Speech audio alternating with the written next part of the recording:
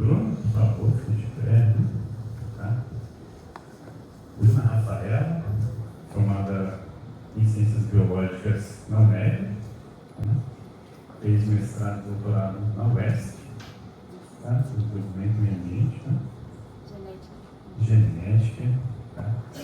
E hoje ela está participando do programa como pós-doutoranda do programa de pós-graduação em Ciência e Sustentabilidade, num projeto de pesquisa meu e o professor Herbert, que fala um pouquinho sobre as bacias hidrográficas aqui do extremo sul da Bahia. Tá? Bruna aceitou a empreitada, né? Mandou um pouquinho o roteiro dela de pesquisa para fazer essa relação entre qualidade de água e uso e ocupação do solo, tá? Nas bacias aqui, especificamente na bacia do Rio Curuçu, tá? Que é a bacia que banha Prado, Caraju, Rio Curuçu mesmo. Tá? Então, queria dar as boas-vindas a Bruna e agradecer aí a sua presença. Boa noite, gente. Hoje eu vou apresentar um pouquinho da minha pesquisa. E como o professor João falou, a gente mudou um pouquinho. Antes era sobre o rio Itaim, que é o rio que vem lá de Minas, faz com Medeiros Neto, Teixeira e vai para Alcobaça. Só que aí, quando a gente começou a trabalhar, a gente viu que tinha muita pesquisa já no rio Itaim. Então, o que a gente fez? A gente fez uma revisão sistemática sobre o rio Itaim. Então, a gente pegou todos os dados de todas as pesquisas já publicadas e fez uma revisão. E a gente mudou o foco, então, para o Rio de Curuçu. Então, primeiro eu vou me apresentar. Então, eu me chamo Bruna, eu sou licenciada em Ciências Biológicas pela UNEB, aqui de Teixeira de Freitas mesmo. Eu fiz a minha monografia de bactérias patogênicas em ambiente hospitalar, veiculadas por formigas. Então, a gente ia lá no hospital, foi no regional, que antes só tinha um regional. Aí a gente capturava as formigas, levava essas formigas para o laboratório, a gente analisava as bactérias que tinham nessas formigas e testava os antibióticos para ver se elas eram resistentes. E aí eu gostei, eu fui iniciação científica, eu gostei da pesquisa e eu resolvi fazer o mestrado. Aí eu fiz o mestrado e o doutorado em Genética e Biologia Molecular, lá na UESC. O mestrado eu trabalhei com 2 metais, né? Eu trabalhei com o cádmio e o manganês e o cacau. Então, qual era a nossa hipótese? De que quando a gente colocasse no solo o manganês, porque o cacau ele gosta muito do manganês, ele precisa muito do manganês, então se a gente colocasse o manganês no solo, ele ia absorver mais o manganês e menos o cádmio, porque o cádmio ele é tóxico e a planta absorve, vai para as amêndoas e, consequentemente, vai para o chocolate. E aí, no chocolate, a gente ingere e, com o passar do tempo, essa ingestão acumula no corpo humano e pode causar, então, câncer. E aí, no mestrado, eu fiz só a análise proteômica, eu olhei quais proteínas tinham, se tinha alguma proteína que estava ali ajudando. E já no doutorado, eu fiz uma pesquisa mais completa. Aí a gente analisou as alterações fisiológicas, bioquímicas, moleculares e com 2 metais. Aí, além do cádmio, também o chumbo. Porque esses 2 metais são os metais que estão mais no cacau. Então, e os 2 são cancerígenos. Então, a gente viu qual era que o cacau absorvia mais, qual era mais tóxico, e a gente fez essa análise. E agora eu estou no programa de pós-doutorado em Ciência e Sustentabilidade. Então, primeiro a gente tem que vou falar uma introdução geral, depois eu vou enfocar na revisão sistemática do Rio Itaim e depois essa do Rio de Curuçu. Então, a água ela é um recurso indispensável à nossa sobrevivência, ela tem um grande valor econômico e socioambiental e hoje em dia a gente tem encontrado uma problemática que é a degradação das bacias hidrográficas devido à poluição das águas. Então, a gente está trabalhando justamente nisso, ver a interferência do ser humano nas bacias. Então, a pergunta que a gente faz é qual a qualidade da água? Então, para a gente saber qual é a qualidade dessa água, a gente analisa os parâmetros de qualidade. Então, nós temos 3 parâmetros de qualidade, que são os parâmetros que são as características físicas, as características químicas e as características microbiológicas. Então, o que causa essa degradação do rio? O primeiro é o uso e ocupação do solo. Então, como esse solo está sendo usado em torno do rio, se está sendo para agricultura, se está sendo desmatamento, se está sendo pastagem. O segundo é o crescimento exacerbado da população. Então, a população cresce, você vai destruir ali o que tinha para construir casas, aí já vem o esgoto. E o outro é as indústrias. As indústrias também poluem muito o meio ambiente. Assim, com esse recurso sendo degradado, o que vai acontecer? Vai haver a redução da disponibilidade de água, a produção e transporte de sedimentos prejudicando as atividades agrícolas, a inundação e destruição e aporte de nutrientes permaneciais. Então, as águas dos rios brasileiros eles estão perdendo a qualidade devido à falta de planejamento adequado do uso do solo. Então, o nosso primeiro artigo foi Interferências na qualidade do rio Itaim, uma revisão sistemática. E os autores foi eu, a professora Luana e o professor João. A gente submeteu esse artigo à revista Geografia, Ensino e Pesquisa. E o objetivo geral desse trabalho foi realizar uma revisão sistemática, considerando os principais dados já publicados sobre o rio Itaim, a fim de demonstrar as interferências ocorridas na qualidade da água do rio Itaim. Então, a nossa metodologia foi baseada numa questão norteadora, que foi o que se tem de pesquisa sobre o rio Itaim. A partir dessa pergunta, a gente definiu os termos de pesquisa e o critério de seleção. Então, como é que a gente ia achar esses artigos? Então, a gente selecionou algumas palavras, tipo Rio Itaim, ou aí, Rio Alcobaça, que tem os dois nomes, e degradação, ou alguma coisa assim interligada para ter uma busca grande. Depois a gente buscou os artigos na base de dados. A base de dados, o que são esses? São um lugar onde você vai pesquisar o seu artigo. Então a gente foi no Google Acadêmico, no periódico da CAPES, no Web of Science. Então a gente jogou essas palavrinhas que a gente tinha colocado, jogou nesse banco de dados. Depois a gente filtrou os artigos. Então a gente não leu todos os artigos. A gente fazia o quê? Lia o título, lia o resumo e a palavra-chave. Se estava dentro do nosso escopo, do nosso objetivo, a gente seguia com ele, senão a gente já ia descartando. Depois, a gente fez a extração, a classificação e a organização dos dados. Então, depois que a gente selecionou os artigos que a gente queria, que tinha a ver com o nosso objetivo, a gente pegou e selecionou os dados que a gente queria, para construir, então, a nossa análise e discussão. Então, a gente fez nossas figuras, discutiu. Pode passar. Então, dos artigos identificados, a gente constatou 91 com aquelas palavras que a gente colocou, a gente achou 91 artigos, 84 eram do Google Acadêmico e 11 eram da CAPES. Assim, por que só foram esses dois bancos de dados? Porque o rio Itaim é um rio que ele é regional. Ele não é um rio nacional. Então, as pesquisas que tem são poucas e geralmente são brasileiras. Então, foi os únicos dois bases de dados que a gente achou os artigos. Desses 91, foram removidos por duplicação 11. Então, 11 foi identificado tanto no Google Acadêmico como na periódico da CAPES. Depois, a gente analisou esses trabalhos por título e resumo. Então, 84 trabalhos a gente leu o título e o resumo para ver se estava dentro do nosso objetivo. E foram rejeitados, então, 51. Desses 84, a gente leu os resumos, viu que não estava dentro e descartou. Sobrou, então, 33. Então, desses 33, a gente leu o trabalho completo. Depois, os trabalhos foram rejeitados por não atender os critérios de extração.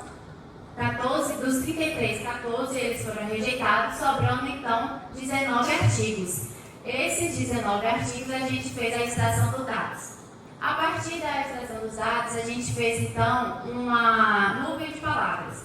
através das palavras-chave desses artigos, a gente construiu um nuvem de palavras, e as palavras que foram mais utilizadas nesses artigos foram água, qualidade, geoprocessamento, contaminação. Então, o nosso primeiro resultado foi, a gente viu qual foi o ano de publicação.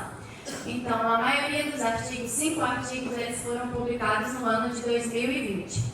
É importante falar que a gente só buscou de 2020 até 2024.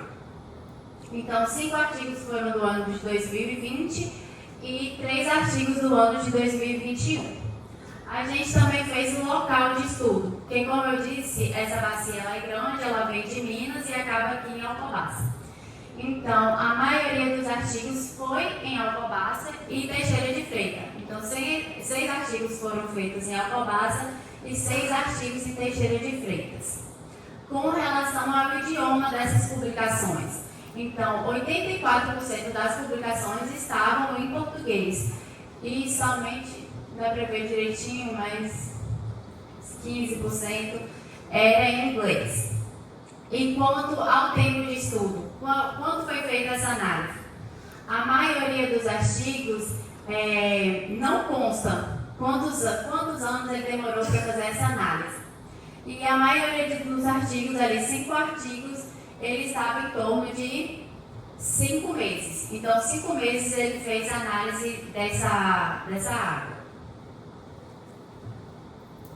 Pode passar. Depois a gente fez quais foram os principais estudos. Qual era a temática que eles mais pesquisavam?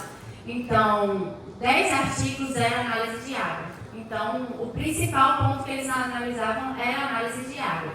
E depois, a análise de uso e ocupação do solo, que foram 4 artigos. E aí, a gente pesquisou qual a metodologia que eles utilizaram nesses artigos. Então, a maioria da metodologia tem a ver com a análise de água, porque foi a maioria dos estudos. Então, 7 artigos, eles estavam analisando os coliformes totais, que é a análise microbiológica da água. 6 artigos, eles analisaram o pH. E 5 artigos analisou o oxigênio dissolvido, a turbidez e a temperatura. Então, a maioria das metodologias foi voltada para a análise de água. Pode passar.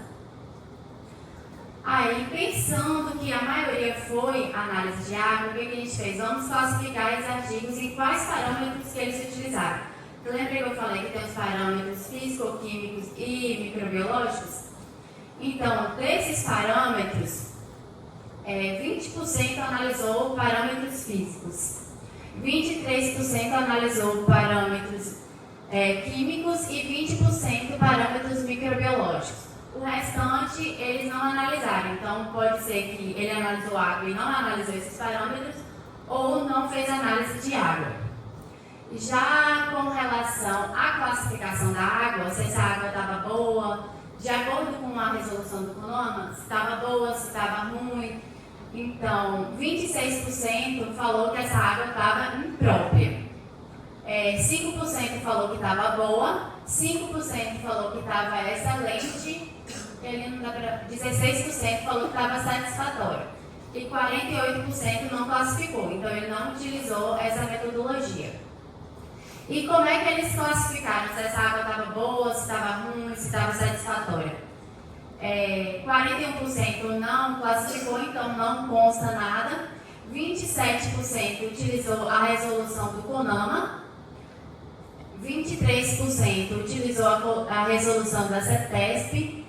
E 5% utilizou a resolução da Embrapa. E 4% utilizou a Lei 9.433, de 8 de janeiro de 1997. E quais foram os fatores, então, que estão interferindo na qualidade dessa água? Porque a maioria disse que estava ruim a água. Então, o que está interferindo nisso? 5 artigos falaram que são os dejetos, os esgotos. 4 artigos falou que é o desmatamento que está ocasionando, interferindo na qualidade. E 3 artigos falou que é a pecuária. Pode passar. E esse rio, então, ele é utilizado para quê? 6 artigos consta que ele é feito para abastecimento público. 5 artigos falam que é utilizado para pesca e para banho. E 4 artigos falam que é para biodiversidade. E então, qual é a área em torno desse rio? Qual é a área que está ali ao redor que pode estar interferindo na qualidade dessa água? Então, 4 artigos falou que ali onde é que eles analisaram era a silvicultura, que aqui em questão é o eucalipto. 4 artigos analisaram o estuário e 4 artigos eram na área urbana. E qual o impacto antrópico, então, no rio Itaim? 6 artigos, novamente, falou que é o esgoto sem tratamento e 6 falaram que é o desmatamento. Então, nos trabalhos levantados nessa revisão, observa-se a aplicação de diferentes métodos, como os parâmetros físico-químicos e microbiológicos, para a qualidade da água do rio Itaim, seguindo a resolução CONAMA 357 de 2005, e utilizando as metodologias como análise de coliformes termotolerantes, pH, oxigênio dissolvido, turbidez e temperatura. Pode-se perceber também a importância desse rio no abastecimento público, principalmente para o extremo sul baiano. Ainda assim, é observado que fatores como efluentes, esgoto doméstico, desmatamento e pecuária são as principais causas da perda da qualidade deste rio. Portanto, medidas como reflorestamento das matas ciliares e aumento da coleta e do tratamento dos esgotos domésticos e industriais ao longo de toda a bacia hidrográfica do rio Itaim devem ser sempre almejadas visando a melhoria da qualidade da água desse importante corpo hídrico brasileiro. Assim, alguém tem alguma dúvida dessa parte? Quer fazer alguma pergunta?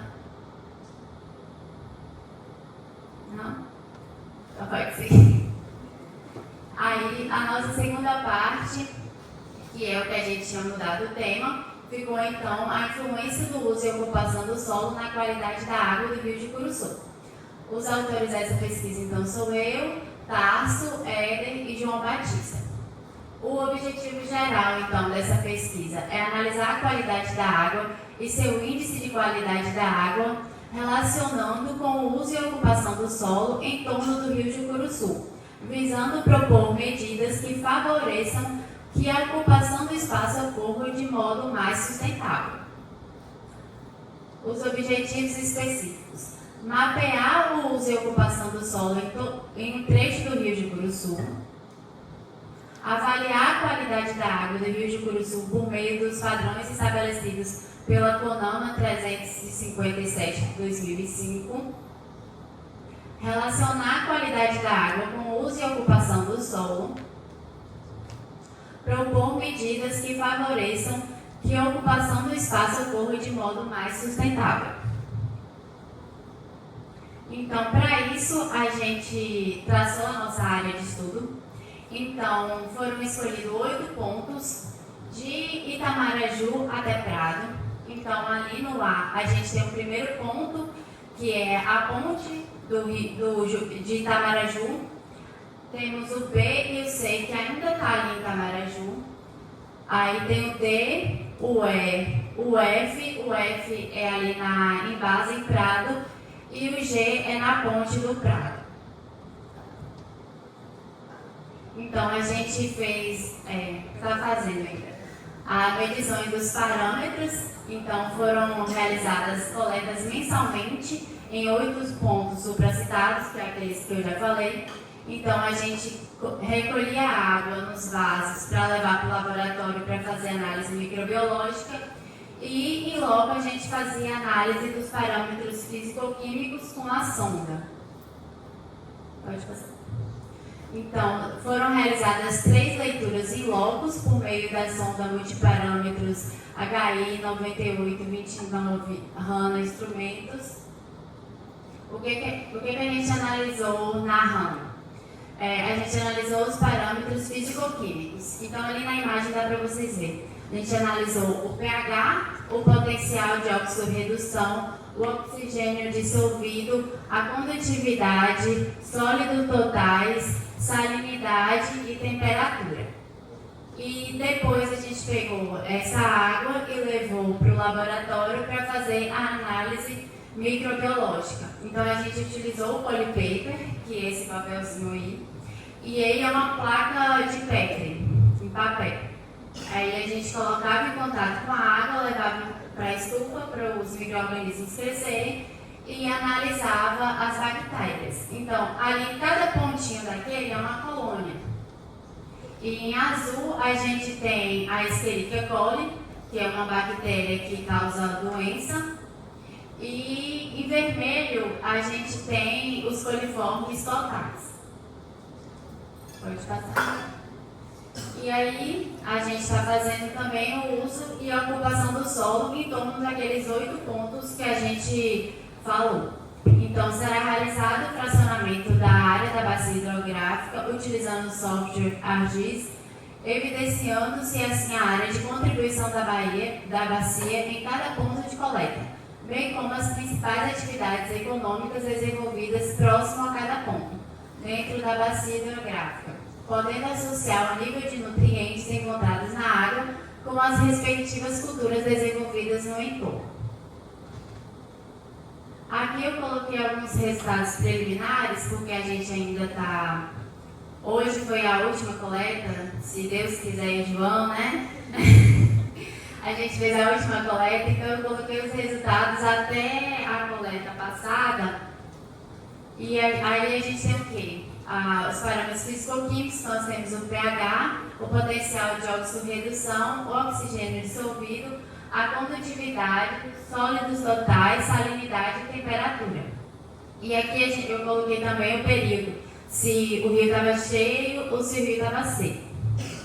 E aí em vermelho, eu destaquei quais são os parâmetros, os pontos, né, que estão em desacordo com a resolução do CONAMA. Então, a gente pode reparar que o potencial de oxorredução, ele está em desacordo em praticamente todos os pontos e todas as coletas. Somente o ponto 4 que está dentro da resolução. O pH, ele está dentro da resolução. O oxigênio dissolvido também, todos os pontos estão fora. A condutividade, apenas ali o ponto 8 da coleta 2, que é o ponto da Ponte do Prado. E, novamente, ali o ponto 8 da coleta 3, que também é a Ponte do Prado. A salinidade e a temperatura normal, pode passar. Aqui, novamente, o oxigênio, o potencial de oxorredução também está de desacordo em todos os pontos, somente no ponto 1 da coleta 4 que está de acordo, e o oxigênio dissolvido também. A condutividade, novamente no ponto 8, que é da Ponte do Prado, tanto na coleta 4 como na 5. E os outros parâmetros estão normais. Pode passar. Já os parâmetros microbiológicos. Aqui eu coloquei só os coliformes totais, que é tanto os pontinhos azuis quanto os vermelhos. Então, tem a Escherichia coli junto com todas as outras bactérias que a gente identificou. Então, acima de 10.000 já está em desacordo com a resolução. Então, o ponto 1 e 2 da primeira coleta está acima do permitido pela resolução. Ali o ponto 2, 3 e 4 da segunda coleta também está acima do permitido pela resolução.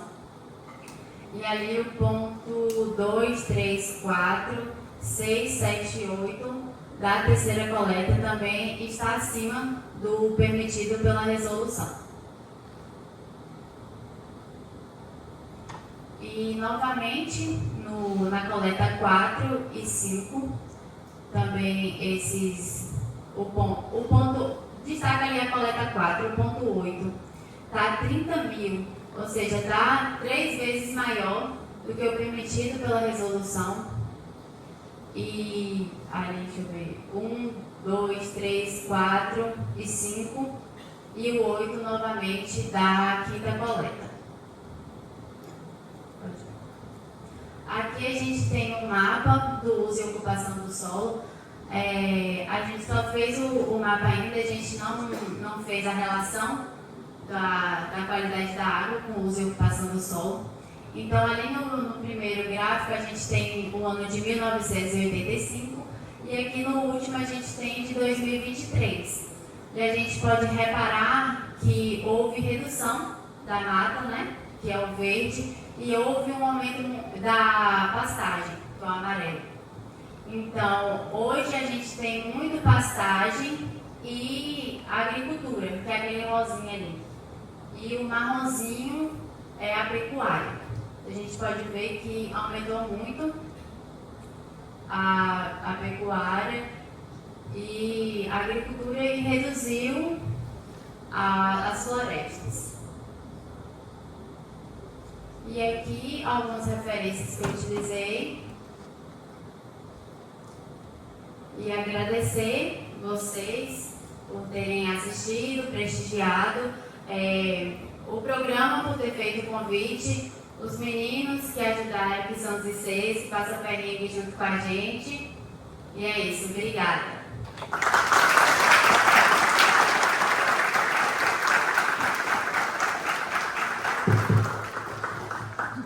Bruna, muito obrigada pela apresentação. E agora eu gostaria de perguntar a vocês, quem tem alguma pergunta sobre a pesquisa da Bruna? No total foram quantas coletas? 6 colegas. 6 coletas. 6 colegas. Você acha que é o suficiente ou? É porque a resolução do CONAMA, ela fala que tem que ser 6 colegas em um ano. O mínimo é 6 colegas em um ano. Já tem quanto tempo você está? A gente começou a coleta mesmo, foi em novembro. Aí todo mês a gente vai fazer a coleta. Com base nas suas pesquisas, quanto mais próxima a água de áreas urbanas influencia para ela sair das normas da resolução? Sim, porque tem o esgoto, né? O esgoto conta muito.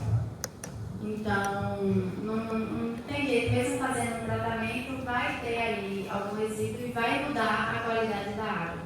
Na quantidade de coliformes totais, eu percebi que um teve na primeira coleta e que nas restantes ele não teve, e que na última coleta ele estava em 30 mil. O que aconteceu nesse período para ter aumentado a quantidade? Então, eu esqueci de falar que uma coisa que influencia muito também na qualidade dos coliformes é se está cheio ou se está vazio.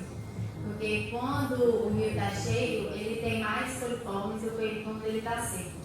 Então, tanto que eu fiz questão de colocar quando estava cheio e quando estava seco, para a gente fazer justamente essa análise, essa relação. Qual foi o seu maior desafio para a questão das coletas em campo? Os desafios são os pontos, né? Porque a gente tem 2 pontos que são considerados ruins, que é um ponto da argila, que a gente faz a todo hoje, inclusive. E eu acho que foi na segunda coleta que estava cheio, ou foi a primeira coleta que estava cheio, o carro não passava, porque é muita argila, eles retiram a argila ali.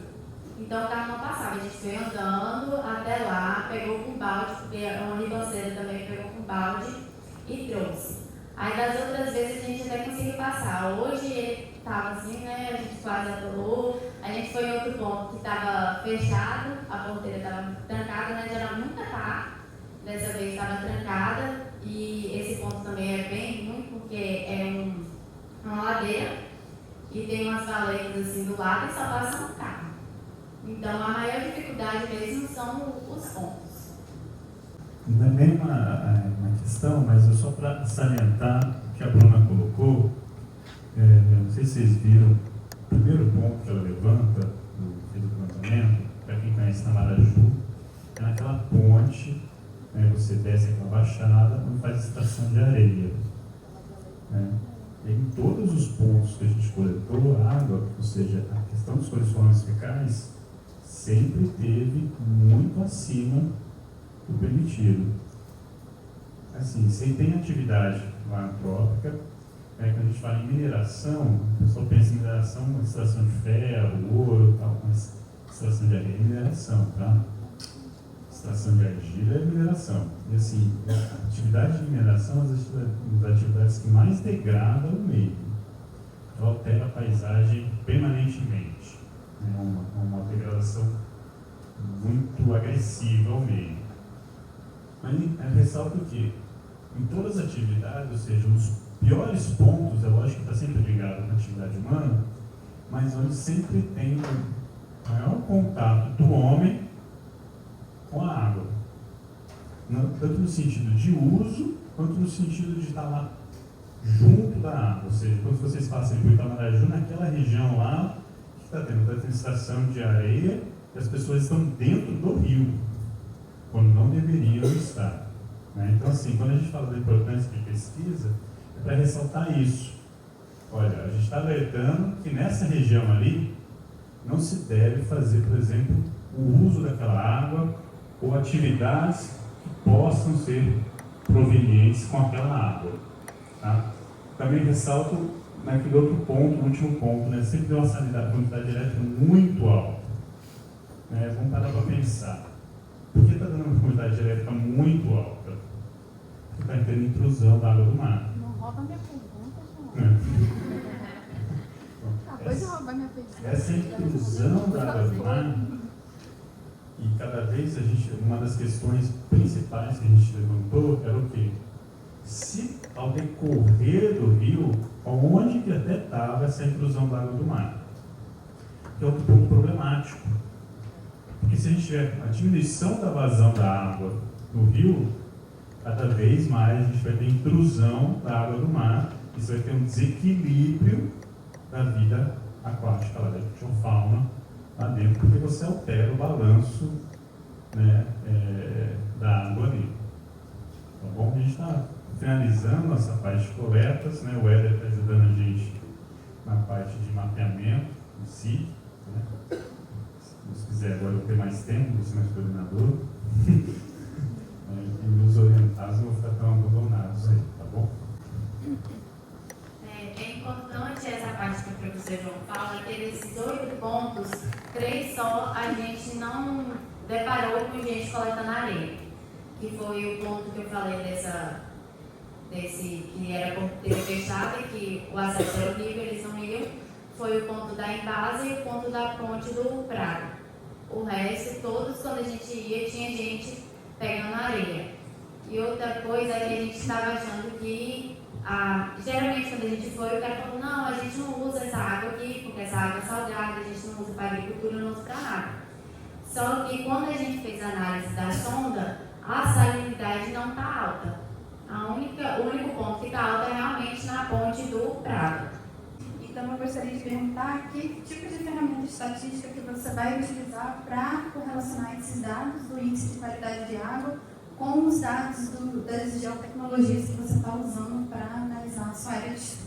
Com a professora Luana, para ver quais análises que a gente pode fazer para ver essa relação dos dois. A gente ainda não definiu, não. Boa noite. Um dos pontos que você mapeou no caso, é a ponte de Prado, correto? Isso. Ali agora está tendo construção da nova rodovia, da nova ponte de Viatuba. Não sei se vocês vão continuar a coleta, ficou essa parte aberta. Se houver coleta ali novamente, qual o resultado você acha que vai divergir dos que você já teve nesse mesmo ponto? Então, no mês passado, quando a gente fez a coleta, só tinha um pedacinho de brita ali, de pedra. Hoje, quando a gente foi, já estava bem adiantado. Então, quando a gente pegar os dados, eu acho que a gente já vai ver uma diferença da coleta passada para esse mês, justamente por conta dessa interferência aí. Boa noite, eu tenho uma pergunta. Eu não conheço muito bem o Rio do Curuçu, mas então não sei se lá tem essa atividade pesqueira. Mas nos pontos que vocês fizeram coleta, se vocês conseguiram observar se tem essa atividade, esse tipo de atividade, e como os coliformes podem alterar e modificar essa atividade, questão de contaminação humana. Então, a maioria dos pontos a gente viu mesmo os barquinhos, mas eram de areia. A pesca é mais ali na ponte do Prado, né? A gente viu mesmo pesca foi ali na ponte do Prado. Teve alguns pontos assim mais isolados, que nem esse no lugar mais difícil, que tinha um rapaz lá pescando sozinho, porque os outros pontos era o pessoal passando toda hora com areia. Aí eu acho que para pescar não é muito bom. Mas aí, com relação às bactérias, a gente tem que analisar se o peixe, né, ele também está ficando contaminado ou não.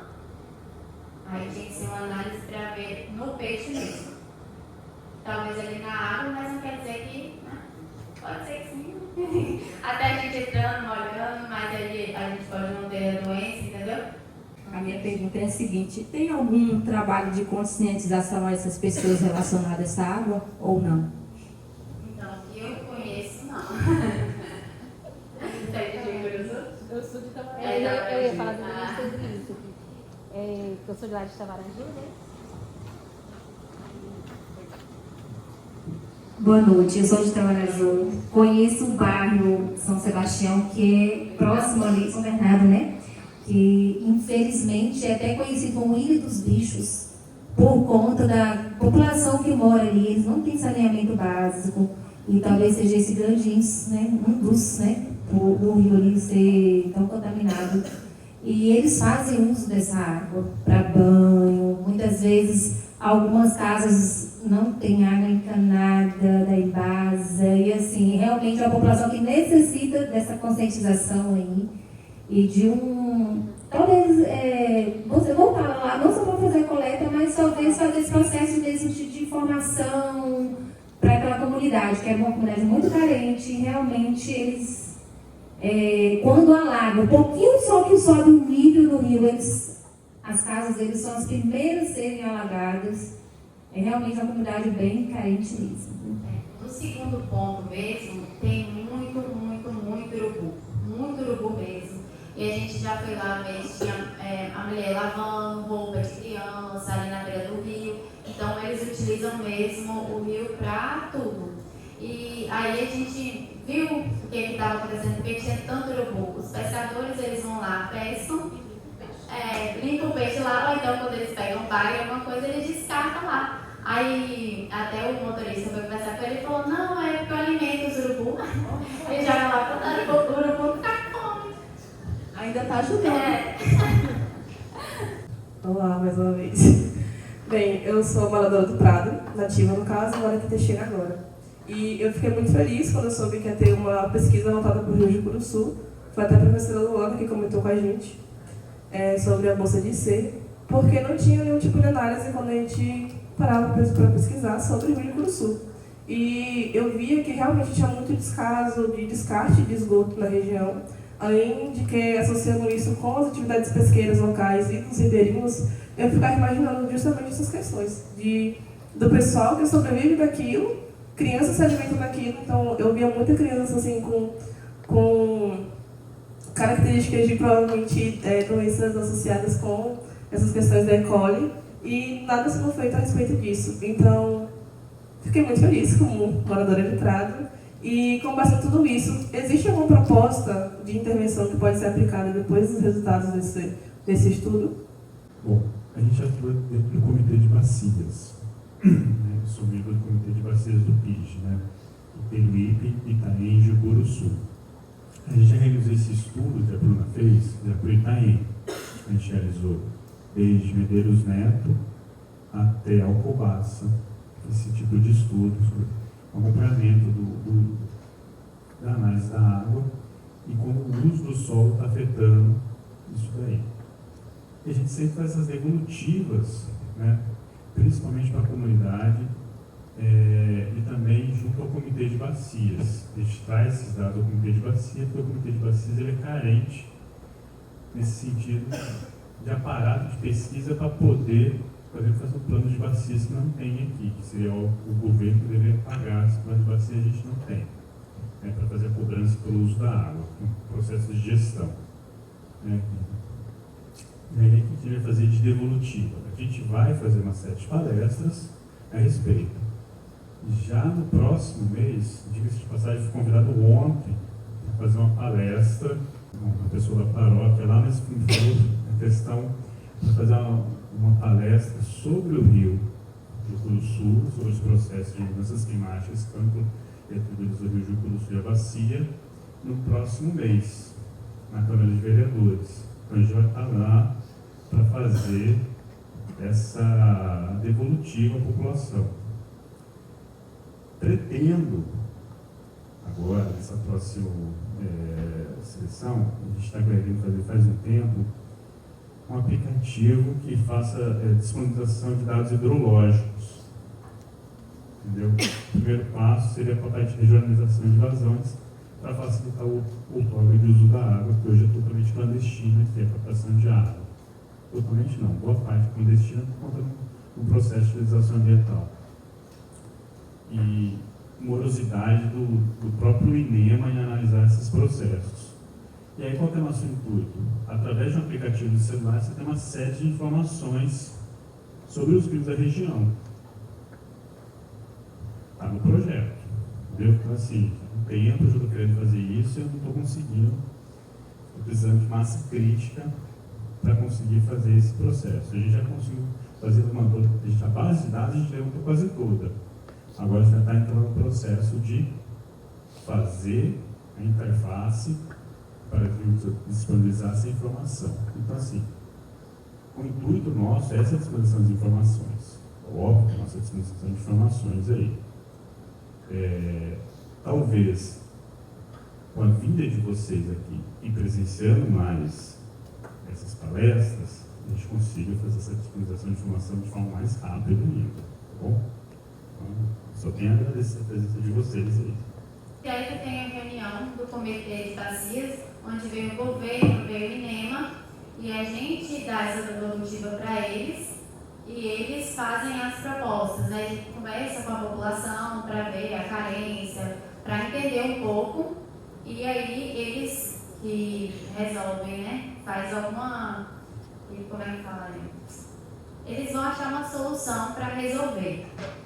Só que eu acho que é pouco divulgado. Tanto que quando a gente foi nessa reunião, acho que não tinha 10 pessoas. Tinha aqui, Teixeira, só tinha o secretário. Então, são poucas pessoas que vão nessa reunião. A população mesmo praticamente não tinha. Então, acho que teria que divulgar mais, né? Para a população e também. Esse é o papel da universidade pública. Esse é o papel de trazer a pesquisa científica para a discussão. Então, vocês estão convidados para a próxima sessão. Se vocês quiserem trazer mais alguém, divulgar a sessão, nos ajudar nesse processo de divulgação, né? E a gente se encontra na próxima segunda aqui nesse mesmo auditório. Muito obrigada.